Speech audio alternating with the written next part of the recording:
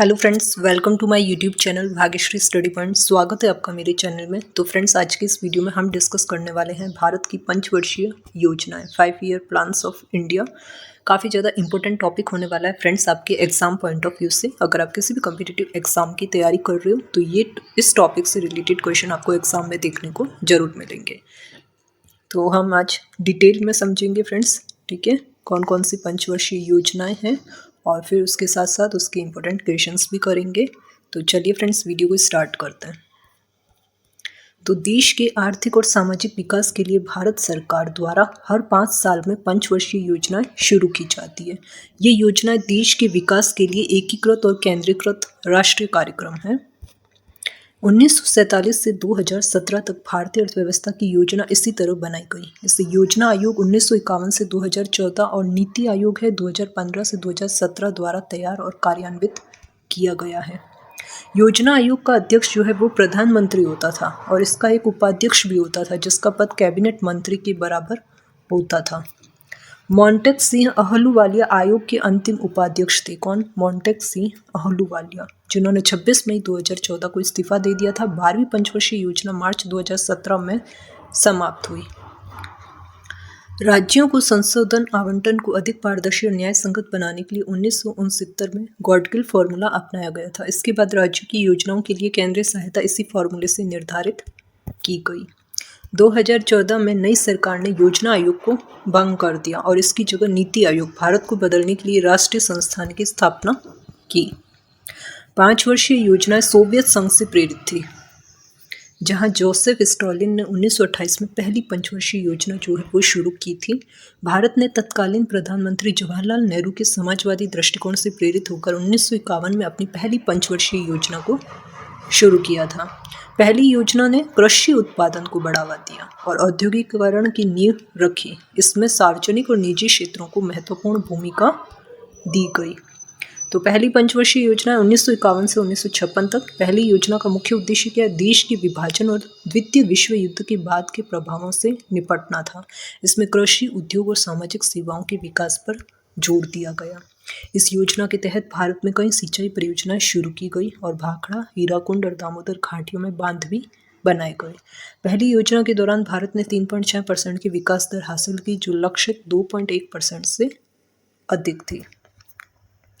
दूसरी पंचवर्षीय योजना देख लो, 1956 से 1961 तक। दूसरी योजना में उद्योग और सार्वजनिक क्षेत्रों के विकास पर ध्यान केंद्रित किया गया। इस योजना में महालनोबिस मॉडल का पालन किया गया, जिसे उत्पादक क्षेत्रों में निवेश के इष्टतम आवंटन को निर्धारित करने के लिए विकसित किया गया था।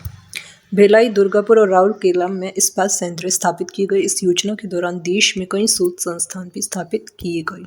योजना की वास्तविक वृद्धि दर 4.27% थी, जो लक्ष्य 4.5% से थोड़ी सी कम थी। नेक्स्ट है तीसरी पंचवर्षीय योजना 1961 से 1966। तीसरी योजना में कृषि और गेहूं उत्पादन बढ़ाने पर ध्यान केंद्रित किया गया था, लेकिन 1962 के भारत चीन युद्ध और 1965 के भारत पाकिस्तान युद्ध ने इसे प्रभावित किया। इस योजना में रुपए का अवमूल्यन भी किया गया। वास्तविक वृद्धि दर 2.4% थी, जो लक्ष्य 5.6% से बहुत कम थी। चौथी पंचवर्षीय योजना 1969 से 1974। चौथी योजना का उद्देश्य है आर्थिक स्थिरता और आत्मनिर्भरता हासिल करना था। इस योजना के दौरान इंदिरा गांधी की सरकार ने 14 प्रमुख बैंकों का राष्ट्रीयकरण किया और भारत में हरित क्रांति की शुरुआत की। योजना की वास्तविक वृद्धि दर 3.3% थी, जो लक्ष्य 5.6% से कम थी। पांचवी पंचवर्षीय योजना 1974 से 1978। पांचवी पंचवर्षीय योजना का उद्देश्य रोजगार, गरीबी उन्मूलन और न्याय था। इसमें कृषि और रक्षा में आत्मनिर्भरता पर भी ध्यान केंद्रित किया गया। योजना की वास्तविक वृद्धि दर 4.8% थी, जो लक्ष्य 4.4% से अधिक थी। छठी पंचवर्षीय योजना 1980 से 1985। छठी योजना में भारत ने आर्थिक उदारीकरण की शुरुआत की। इसने मूल्य नियंत्रण हटा दिया और राशन की दुकानें बंद कर दी। योजना की वास्तविक वृद्धि दर 5.7% थी, जो लक्ष्य 5.2% से अधिक थी।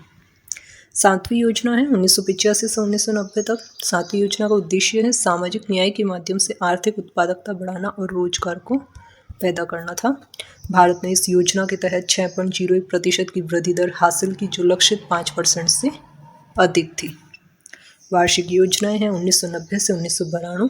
केंद्रों में तेजी से बदलती आर्थिक स्थिति के कारण 8वीं योजना 1990 में शुरू नहीं हो सकी और वर्ष 1990 से 91 और 1991 से 92 को वार्षिक योजनाएं माना गया।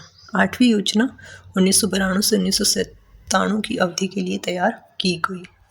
8वीं पंचवर्षीय योजना 1992 से 1997। 8वीं पंचवर्षीय योजना ने भारत की आर्थिक नीतियों में बाजारोन्मुखी अर्थव्यवस्था की ओर बदलाव को चिन्हित किया। इसका ध्यान आधुनिकीकरण, राजकोषीय को कम करने और सार्वजनिक क्षेत्र की उत्पादकता में सुधार लाने पर था। इस योजना का उद्देश्य अधिक रोजगार सृजित करना, निर्यात बढ़ाना और जनसंख्या वृद्धि को नियंत्रित करना भी था। ये योजना सफल रही, जिसकी वास्तविक वृद्धि दर 6.8% रही, जो 5.6% के लक्ष्य से अधिक थी। इस अवधि के दौरान कई आर्थिक सुधार भी किए गए, जिनमें लाइसेंस राज्य का उन्मूलन, आयात शुल्क में कमी और प्रत्यक्ष विदेशी निवेश को FDI को बढ़ावा देना शामिल है। इन सुधारों ने अगले दशकों में भारत की तीव्र आर्थिक वृद्धि की नींव रखी। 9वीं पंचवर्षीय योजना 1997 से 2002 तक। 9वीं योजना में सामाजिक न्याय और समानता के साथ आर्थिक विकास को गति देने पर ध्यान केंद्रित किया गया। इस योजना का उद्देश्य पर्याप्त रोजगार के अवसर पैदा करना और आम जनता को शिक्षा, स्वास्थ्य और आवास जैसी बुनियादी जरूरतें प्रदान करना था। हालांकि इस योजना के दौरान विकास दर अपेक्षा कम रही, जिसका मुख्य कारण एशियाई वित्तीय संकट का प्रभाव था। इसके बावजूद IT और दूरसंचार क्षेत्रों में महत्वपूर्ण उपलब्धियां हासिल की गई, जिसने भारत के वैश्विक IT हब के रूप में उभरने का मार्ग प्रशस्त किया। 10वीं पंचवर्षीय योजना है 2002 से 2007 तक। तो 10वीं पंचवर्षीय योजना का लक्ष्य 2007 तक 8% GDP वृद्धि हासिल करना और गरीबी को 5% अंकों से कम करना था। योजना का उद्देश्य यह सुनिश्चित करना था कि विकास का लाभ समाज के सभी वर्गों, विशेष रूप से जो गरीब हैं, उन तक पहुंचे। और इस अवधि के दौरान वास्तविक विकास दर 7.7% थी, जो लक्ष्य से थोड़ी कम थी। योजना में बुनियादी ढांचे के विकास, कृषि विकास और मानव संसाधन विकास पर भी जोर दिया गया। 11वीं पंचवर्षीय योजना है 2007 से 2012। तो 11वीं योजना ने स्वास्थ्य, शिक्षा और बुनियादी ढांचे पर ध्यान केंद्रित करते हुए एक समावेशी विकास रणनीति को लक्षित किया। योजना का उद्देश्य गरीबी दर को 10% अंकों से कम करना और कृषि विकास को 4% तक बढ़ाना था। 2008 की वित्तीय संकट सहित वैश्विक आर्थिक चुनौतियों का सामना करने के बावजूद इस अवधि के दौरान भारतीय अर्थव्यवस्था लगभग 8% की औसत दर से बढ़ी। इस योजना में शिक्षा और स्वास्थ्य सेवाओं की गुणवत्ता में सुधार पर भी ध्यान केंद्रित किया गया। 12वीं पंचवर्षीय योजना है 2012 से 2017 तक। 12वीं पंचवर्षीय योजना अपनी तरह की आखिरी योजना थी, क्योंकि भारत सरकार ने 2015 में योजना आयोग की जगह नीति आयोग बनाने का फैसला किया था। इस योजना में बुनियादी ढांचे, ऊर्जा और सामाजिक क्षेत्रों में निवेश बढ़ाने पर जोर देते हुए तेज, टिकाऊ और अधिक समावेशी विकास पर ध्यान केंद्रित किया गया था। विकास लक्ष्य 8% निर्धारित किया गया था, लेकिन विभिन्न वैश्विक और घरेलू कारकों के कारण वास्तविक विकास दर कम थी। इस योजना का उद्देश्य है शासन में सुधार और भ्रष्टाचार को कम करना भी था। अब देख लेते हैं फ्रेंड्स हम इम्पोर्टेंट क्वेश्चंस। पहला क्वेश्चन है, योजना आयोग के अंतिम उपाध्यक्ष कौन थे? 4 ऑप्शंस दिए गए हैं। तो योजना आयोग के अंतिम उपाध्यक्ष कौन थे? राइट आंसर ऑप्शन डी हो जाएगा, श्री मोंटेक सिंह अहलूवालिया। पहले आप थ्योरी को अच्छे से पढ़ना, फिर उसके बाद में क्वेश्चन करना, आपको ऑटोमेटिकली क्वेश्चन का आंसर जो है वो मिल जाएगा। ठीक है, इस वीडियो को कम से कम 2-3 बार आप जरूर देखें फ्रेंड्स, और पूरा एंड तक वीडियो वॉच करना, इससे आपको बहुत ज़्यादा बेनिफिट मिलेगा। तो वे योजना आयोग के अंतिम उपाध्यक्ष थे। उन्होंने 26 मई 2014 को इस्तीफा दे दिया था। नेक्स्ट क्वेश्चन नंबर 2 है, 12वीं पंचवर्षीय योजना किस वर्ष पूरी हुई?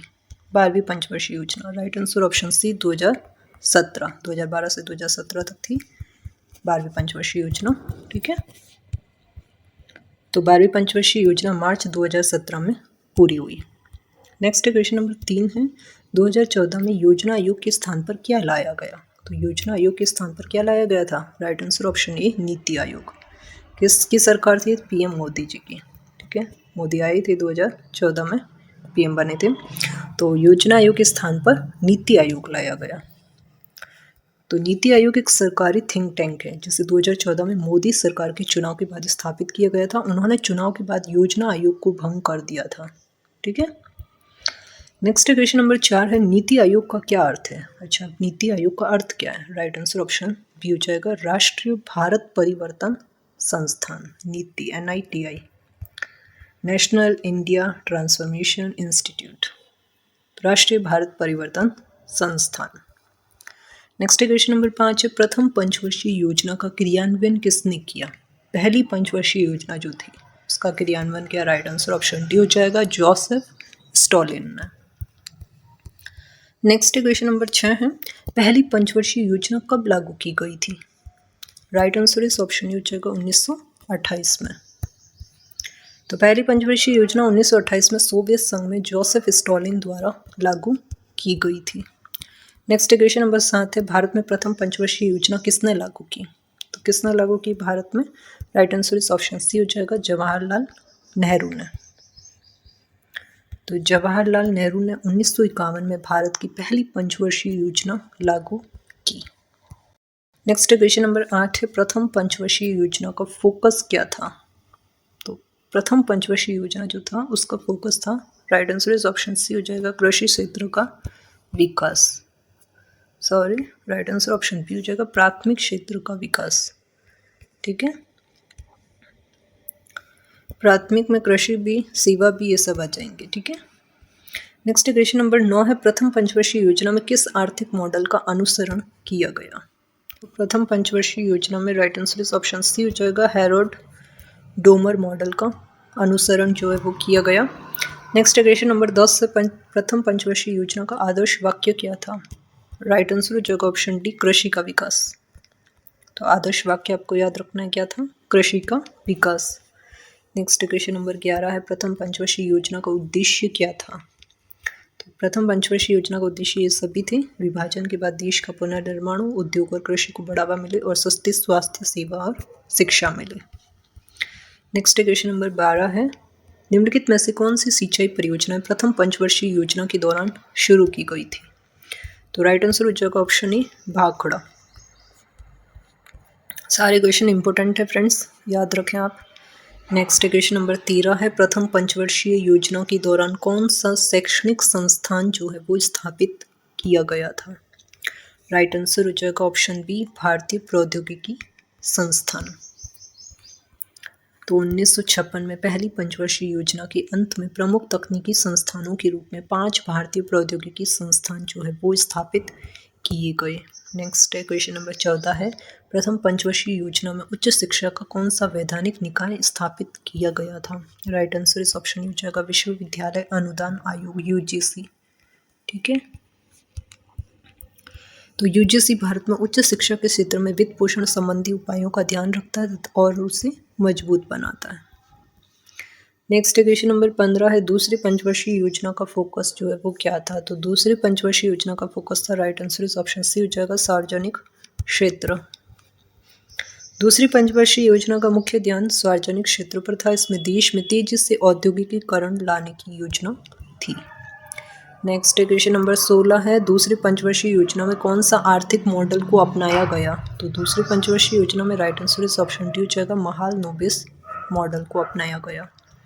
यह मॉडल 1953 में प्रशांत चंद्र महालनोबिस द्वारा विकसित जो है वो किया गया था। नेक्स्ट क्वेश्चन नंबर 17 द्वितीय पंचवर्षीय योजना के दौरान कौन सा अनुसंधान संस्थान स्थापित किया गया था? राइट आंसर हो जाएगा option B Tata institute of fundamental research. Next question number 18 है किस पंचवर्षीय योजना में भारतीय रुपये का अवमूल्यन जो है वो देखा गया? राइट आंसर ऑप्शन सी हो जाएगा तीसरे। भारतीय रुपये का मूल्य पहली बार 1966 में अवमूल्यन हुआ। अवमूल्यन फ्रेंड्स क्या होता है? कमी हो जाना। ठीक है, नेक्स्ट क्वेश्चन नंबर 19 भारतीय अर्थव्यवस्था के लिए कौन सी वर्ष योजना अवकाश वाले थे? तो भारतीय अर्थव्यवस्था के लिए राइट आंसर इस ऑप्शन हो जाएगा 1966 से 1969। तो तीसरी पंचवर्षीय योजना की विफलता के बाद भारत सरकार ने 1966 से 1969 तक योजना अवकाश लिया। इस अवधि के दौरान 3 वार्षिक योजनाएं भी चलाई गई। नेक्स्ट क्वेश्चन नंबर 20 है निम्नलिखित में से कौन सा भारत में योजना अवकाश लागू करने का कारण नहीं था? राइट आंसर ऑप्शन डी हो जाएगा आयात में वृद्धि। नेक्स्ट क्वेश्चन नंबर 21 है चौथी पंचवर्षीय योजना के दौरान भारत के प्रधानमंत्री कौन थे? चौथी पंचवर्षीय योजना के दौरान? राइट आंसर इस ऑप्शन ए इंदिरा गांधी जी थी, ठीक है, भारत की प्रधानमंत्री। नेक्स्ट है क्वेश्चन नंबर 22 है, चौथी पंचवर्षीय योजना के दौरान कौन सी कृषि पहल लागू की गई इनमें से? राइट आंसर इस ऑप्शन सी हो जाएगा हरित क्रांति। नेक्स्ट है क्वेश्चन नंबर 30 है, चौथी पंचवर्षीय योजना के दौरान कौन सा युद्ध हुआ? तो डी हो जाएगा, बी और सी दोनों हैं, भारत पाकिस्तान युद्ध और बांग्लादेश मुक्ति युद्ध, ये दोनों ही युद्ध हुए थे चौथी पंचवर्षीय योजना के दौरान। नेक्स्ट है क्वेश्चन नंबर 24 से, पांचवी पंचवर्षीय योजना का प्राथमिक फोकस क्या था? तो प्राथमिक फोकस क्या था? Right answer is option A गरीबी निर्मूलन। नेक्स्ट क्वेश्चन नंबर 25 से, पांचवी पंचवर्षीय योजना को किसने अस्वीकार कर दिया? तो अस्वीकार किसने किया? राइट आंसर इस ऑप्शन बी हो जाएगा, मोरारजी देसाई ने। नेक्स्ट क्वेश्चन नंबर 26 से, पांचवी पंचवर्षीय योजना के दौरान, नेक्स्ट क्वेश्चन नंबर 26 से, पांचवी पंचवर्षीय योजना के दौरान यातायात को समायोजित करने के लिए कौन सी प्रणाली जो है वो शुरू की गई? राइट आंसर हो जाएगा ऑप्शन सी, भारतीय राष्ट्रीय राजमार्ग प्रणाली। नेक्स्ट क्वेश्चन नंबर 27 से, पांचवी योजना के दौरान डीपी धर ने कौन सा कार्यक्रम जो है वो पेश किया था? राइट आंसर ऑप्शन हो जाएगा न्यूनतम आवश्यकता कार्यक्रम। तो यह कार्यक्रम लोगों की न्यूनतम आवश्यकताओं को पूरा करने तथा उनके जीवन स्तर में सुधार लाने के लिए शुरू किया गया था। नेक्स्ट क्वेश्चन नंबर 28 है, 1980 के बाद किस सरकार ने रोलिंग योजना जो है वो शुरू की? राइट आंसर इस ऑप्शन हो जाएगा, भारतीय जनता पार्टी ने, बीजेपी ने। नेक्स्ट क्वेश्चन नंबर 29 है, किस पंचवर्षीय योजना के तहत राष्ट्रीय कृषि और ग्रामीण विकास बैंक की स्थापना की गई? राइट आंसर इस ऑप्शन डी हो जाएगा, छठी पंचवर्षीय योजना के तहत। नेक्स्ट क्वेश्चन नंबर 30 है, सातवीं पंचवर्षीय योजना की क्रियान्वयन का नेतृत्व किस पार्टी ने किया? राइट आंसर इस ऑप्शन हो जाएगा, कांग्रेस पार्टी ने। तो सातवीं पंचवर्षीय योजना राजीव गांधी के नेतृत्व वाली कांग्रेस पार्टी द्वारा क्रियान्वित की गई थी। नेक्स्ट क्वेश्चन नंबर 31 है, सातवीं पंचवर्षीय योजना पर ध्यान किस पर केंद्रित था? राइट आंसर इस ऑप्शन डी, ऊपर के सभी, सामाजिक न्याय, कमजोरों पर अत्याचार हटाना, कृषि विकास, इन तीनों पर ही था। नेक्स्ट क्वेश्चन नंबर 32 है, देश की तेजी से बदलती आर्थिक स्थिति के कारण कौन से 2 वर्षों में वार्षिक योजना जो है वो चलाई गई? राइट आंसर ऑप्शन हो जाएगा, 1990 से 92। नेक्स्ट क्वेश्चन नंबर 33 है, आठवीं पंचवर्षीय योजना का मुख्य आकर्षण क्या था? राइट आंसर इस ऑप्शन सी हो जाएगा, उद्योगों का आधुनिकीकरण। नेक्स्ट क्वेश्चन नंबर 34 है, भारत विश्व व्यापार संगठन का सदस्य जो है भारत कब बना? राइट आंसर इस ऑप्शन हो जाएगा, 1 जनवरी 1995 को। तो भारत आठवीं पंचवर्षीय योजना के दौरान विश्व व्यापार संगठन का सदस्य बना। नेक्स्ट क्वेश्चन नंबर 35 है, 9वीं पंचवर्षीय योजना के कार्यान्वयन के दौरान भारत के प्रधानमंत्री कौन थे? राइट आंसर इस ऑप्शन बी हो जाएगा, Atal Bihari Vajpayee. Next question number 36 है, SAP का क्या अर्थ है? राइट आंसर हो जाएगा ऑप्शन ए, विशेष कार्य योजनाएं। तो यह उपाय निर्धारित समय अवधि के भीतर लक्ष्य तक पहुंचने के लिए शुरू किया गया था। SAP ने सामाजिक बुनियादी ढांचे, कृषि और जल नीति पर ध्यान केंद्रित किया। नेक्स्ट क्वेश्चन नंबर 37 है, 9वीं पंचवर्षीय योजना के उद्देश्य क्या थे? तो 9वीं पंचवर्षीय योजना के उद्देश्य, राइट आंसर ऑप्शन डी, ए और सी दोनों, जनसंख्या नियंत्रण और गरीबी में कमी। नेक्स्ट क्वेश्चन नंबर 38 है, 10वीं पंचवर्षीय योजना की लक्ष्य विकास दर क्या थी? राइट आंसर इस ऑप्शन हो जाएगा, 8%। नेक्स्ट क्वेश्चन नंबर 39 है, 10वीं पंचवर्षीय योजना की अवधि जो है वो क्या थी? राइट आंसर इस ऑप्शन बी हो जाएगा, 2002 से 2007। नेक्स्ट क्वेश्चन नंबर 40 है, 12वीं पंचवर्षीय योजना के उद्देश्य जो है वो क्या थे? राइट आंसर इस ऑप्शन डी हो जाएगा, उपरोक्त सभी। गैर कृषि क्षेत्रों में 50 मिलियन रोजगार के अवसर उपलब्ध कराना, लिंग और सामाजिक अंतर को दूर करें और उच्च शिक्षा तक पहुंच को बढ़ाना, ये तीनों ही थे। तो फ्रेंड्स, ये थे टॉप 40 इंपॉर्टेंट क्वेश्चंस भारत की पंचवर्षीय योजनाओं से संबंधित। आई होप फ्रेंड्स आपको ये वीडियो अच्छा लगा होगा। मैंने इस वीडियो में आपको डिटेल से सारी पंचवर्षीय योजनाएं और उसके जितने भी इंपॉर्टेंट क्वेश्चंस बनते तो वो सारे हमने इस वीडियो में कवर कर लिए हैं। तो आई होप फ्रेंड्स आपको ये वीडियो अच्छा लगा होगा। वीडियो अच्छा लगा है तो वीडियो को लाइक ज़रूर करें। चैनल पर नए हो तो चैनल को सब्सक्राइब करके बेल आइकन को ऑल पर प्रेस जरूर करें, जिससे आपको आगे आने वाले वीडियो का नोटिफिकेशन सबसे पहले मिल सकेगा। और वीडियो को ज़्यादा से ज़्यादा शेयर जरूर करें। वीडियो की PDF के लिए फ्रेंड्स आप लोग मेरा टेलीग्राम चैनल ज्वाइन कर सकते हो, जिसका लिंक मैं आपको वीडियो के डिस्क्रिप्शन बॉक्स में दे दूँगी। तो टेलीग्राम चैनल को ज्वाइन कर लेना, वहाँ पे आपको सारे वीडियो की PDF मिल जाएगी। आप चाहें तो मुझे इंस्टाग्राम पर भी फॉलो कर सकते हैं फ्रेंड्स। और हाँ, मेरा एक और चैनल है ज्ञान गंगा लर्न विथ भाग्यश्री, ठीक है, आप सर्च कर लेना, आपको मिल जाएगा। नहीं तो इस चैनल का लिंक मैं आपको दे दूँगी डिस्क्रिप्शन बॉक्स में, नहीं तो आप वहाँ चैनल के डिस्क्रिप्शन बॉक्स में देख लेना, वहाँ पे होगा, ठीक है। तो सर्च कर लेना, नहीं तो ज्ञान गंगा लर्न विथ भाग्यश्री। वहाँ पे फ्रेंड्स अलग कंटेंट मैं डालती हूँ, अगर आपको अच्छा लग रहा है वहाँ का कंटेंट तो आप उस चैनल को भी सब्सक्राइब कर लें। आगे आने वाले टाइम में मैं और नए नए वीडियोस जो है वो लेके आऊँगी आप लोगों के लिए, ठीक है फ्रेंड्स। तो थैंक यू, आज के इस वीडियो में इतना ही। और हाँ, कमेंट बॉक्स में कमेंट करके अपना फीडबैक जरूर दें, ये वीडियो आपको आज का कैसा लगा। जैसा भी लगा हो कमेंट करना है, कुछ कमी रह गई तो आप लोग मुझे बता सकते हो, ठीक है। और कुछ पूछना चाहते हो, कोई क्वेरी है तो कमेंट बॉक्स में कमेंट करके पूछ लेना। तो थैंक यू फ्रेंड्स, आज की इस वीडियो में इतना ही। मिलती हूँ जल्दी आपको नेक्स्ट वीडियो में, तब तक के लिए wish you all the best.